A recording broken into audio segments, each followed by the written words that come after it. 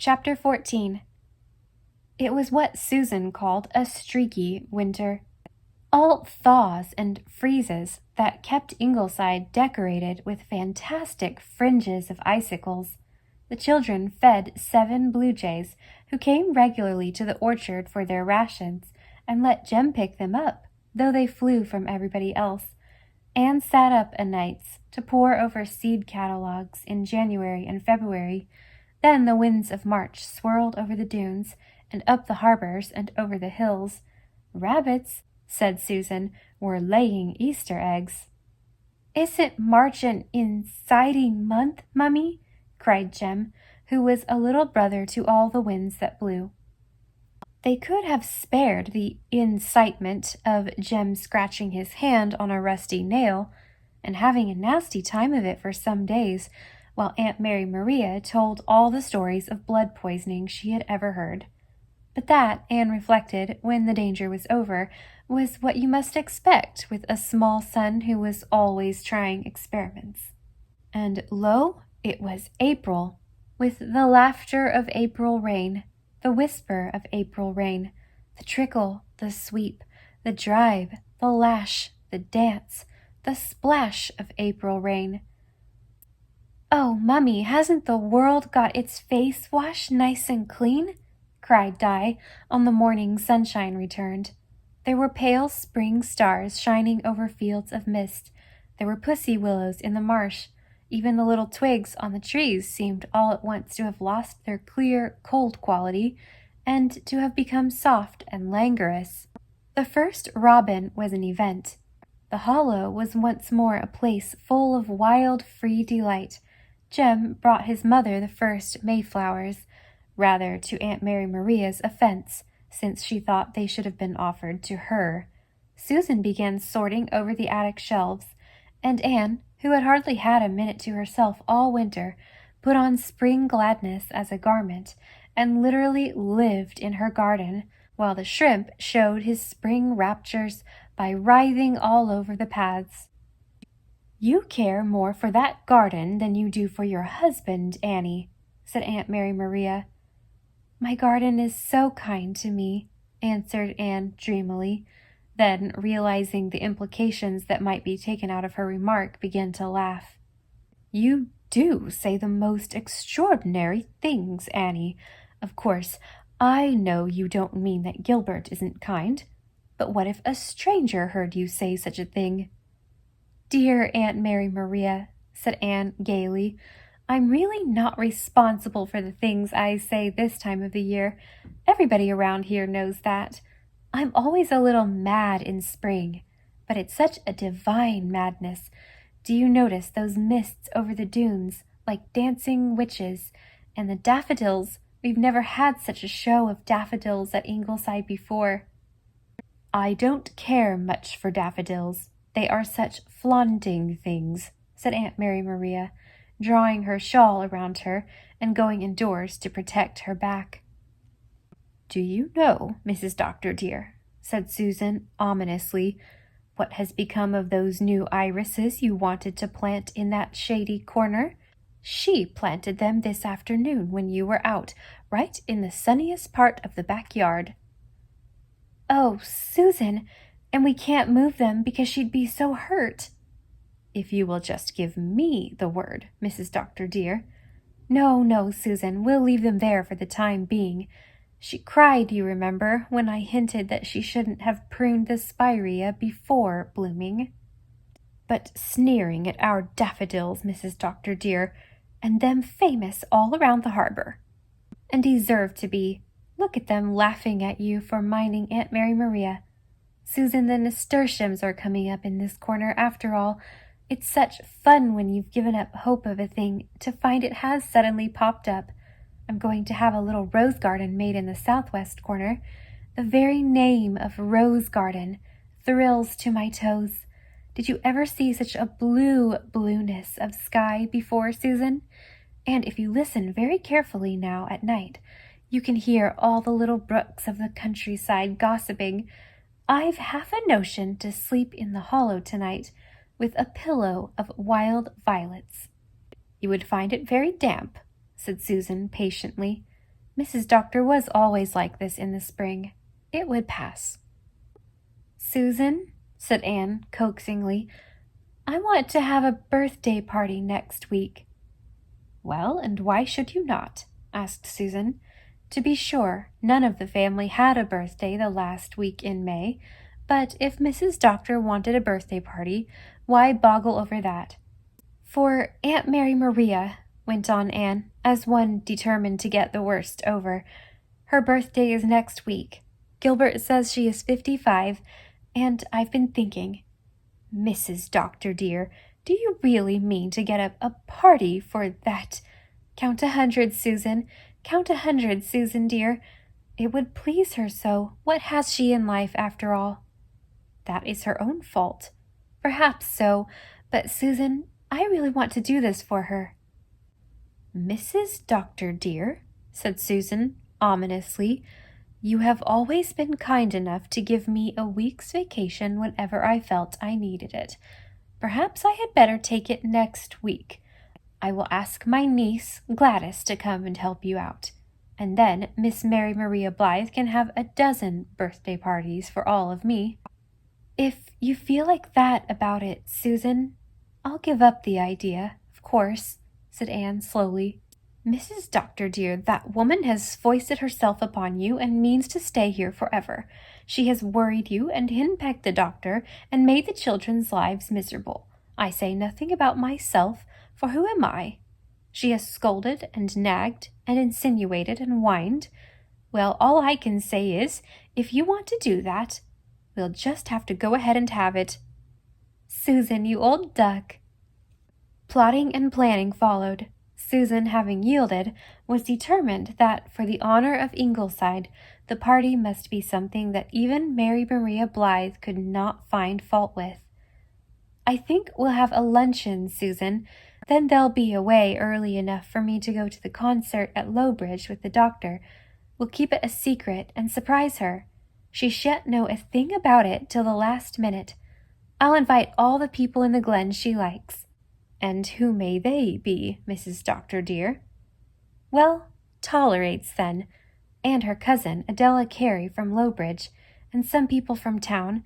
We'll have a big plummy birthday cake with 55 candles on it, which I am to make, of course. Susan, you know you make the best fruit cake in P.E. Island. I know that I am as wax in your hands, Mrs. Doctor dear. A mysterious week followed.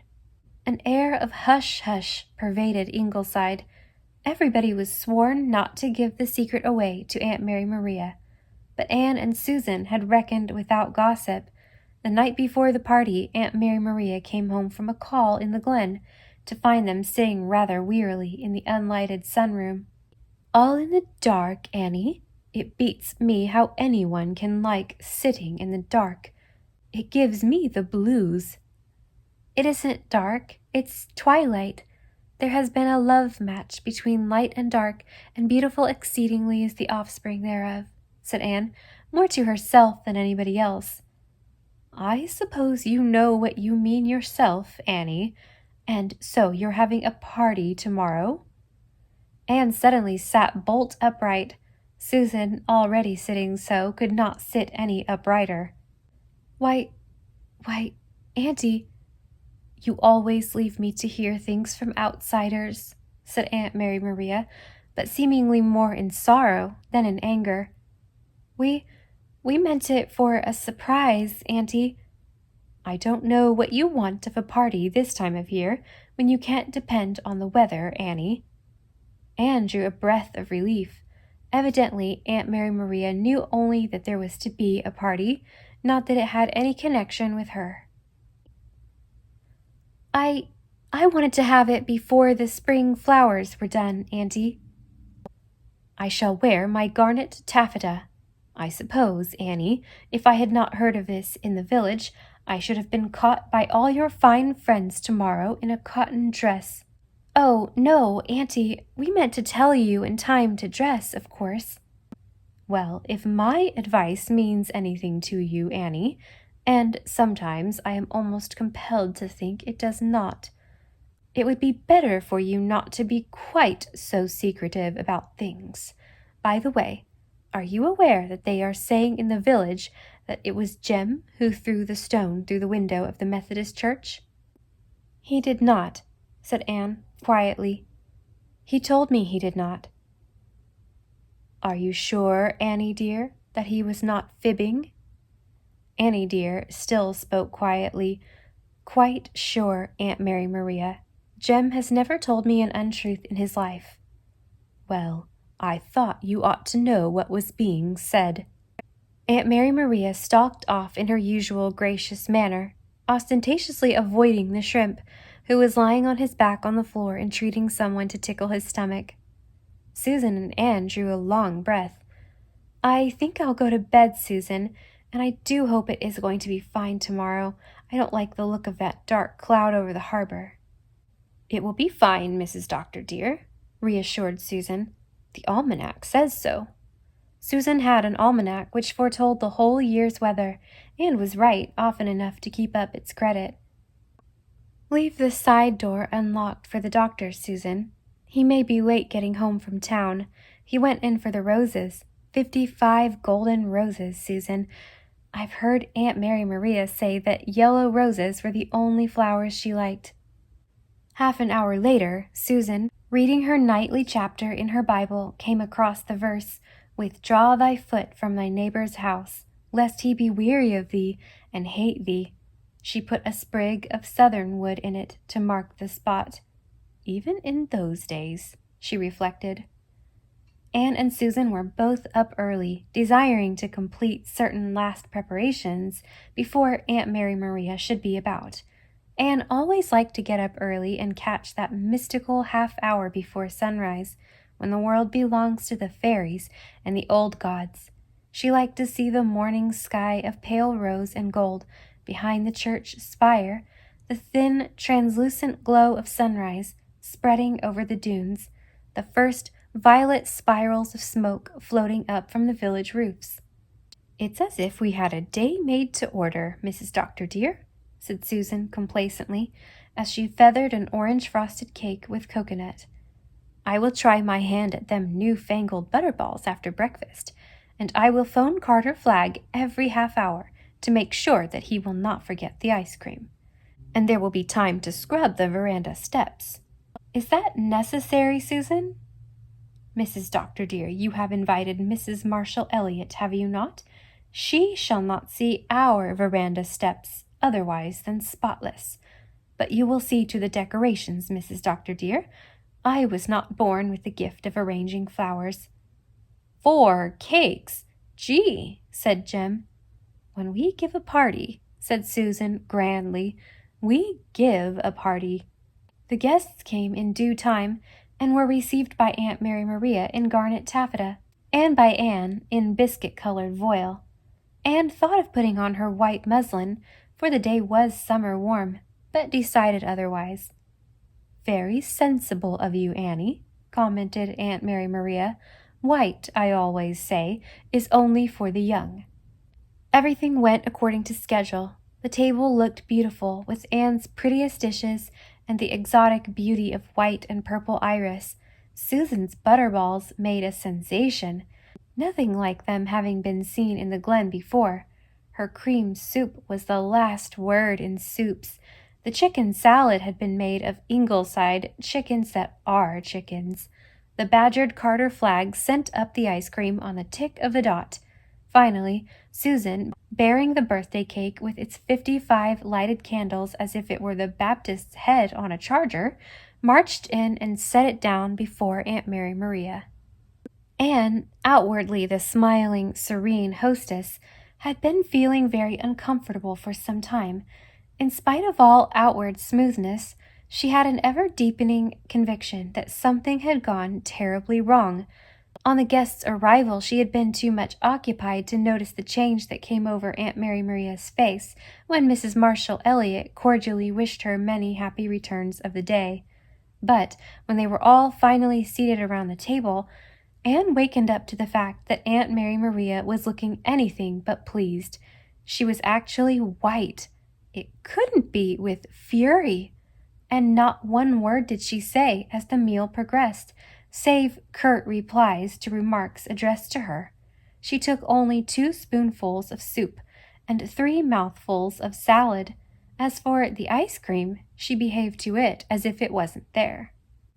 When Susan set the birthday cake with its flickering candles down before her, Aunt Mary Maria gave a fearful gulp, which was not quite successful in swallowing a sob, and consequently issued as a strangled whoop. "Auntie, aren't you feeling well?" cried Anne. Aunt Mary Maria stared at her icily. "Quite well, Annie. Remarkably well indeed for such an aged person as myself." At this auspicious moment, the twins popped in, carrying between them the basketful of 55 yellow roses, and amid a suddenly frozen silence, presented it to Aunt Mary Maria, with lisped congratulations and good wishes. A chorus of admiration went up from the table, but Aunt Mary Maria did not join in it. The twins will blow out the candles for you, Auntie," faltered Anne nervously, "and then will you cut the birthday cake?" "Not being quite senile yet, Annie, I can blow the candles out myself." Aunt Mary Maria proceeded to blow them out, painstakingly and deliberately. With equal painstaking and deliberation she cut the cake. Then she laid the knife down. "And now perhaps I may be excused, Annie. Such an old woman as I am needs rest after so much excitement." Swish went Aunt Mary Maria's taffeta skirt. Crash went the basket of roses as she swept past it. Click went Aunt Mary Maria's high heels up the stairs. Bang went Aunt Mary Maria's door in the distance. The dumbfounded guests ate their slices of birthday cake with such appetite as they could muster, in a strained silence, broken only by a story Mrs. Amos Martin told desperately of a doctor in Nova Scotia who had poisoned several patients by injecting diphtheria germs into them. The others, feeling that this might not be in the best of taste, did not back up her laudable effort to liven things up, and all went away as soon as they decently could. A distracted Anne rushed to Aunt Mary Maria's room. "Auntie, what is the matter? Was it necessary to advertise my age in public, Annie? And to ask Adela Carey here to have her find out how old I am? She's been dying to know for years." "Auntie, we meant... I don't know what your purpose was, Annie. That there is something back of all this I know very well. Oh, I can read your mind, dear Annie, but I shall not try to ferret it out. I shall leave it between you and your conscience." "Aunt Mary Maria, my only intention was to give you a happy birthday. I'm dreadfully sorry." Aunt Mary Maria put her handkerchief to her eyes and smiled bravely. "Of course, I forgive you, Annie. But you must realize that after such a deliberate attempt to injure my feelings, I cannot stay here any longer." "Auntie, won't you believe?" Aunt Mary Maria lifted a long, thin, knobby hand. "Don't let us discuss it, Annie. I want peace, just peace, a wounded spirit who can bear." Anne went to the concert with Gilbert that night, but it could not be said she enjoyed it. Gilbert took the whole matter just like a man, as Miss Cornelia might have said. "I remember she was always a little touchy about her age.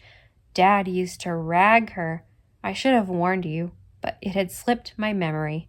If she goes, don't try to stop her," and refrained through clannishness from adding, "Good riddance." "She will not go. No such good luck, Mrs. Dr. dear," said Susan incredulously.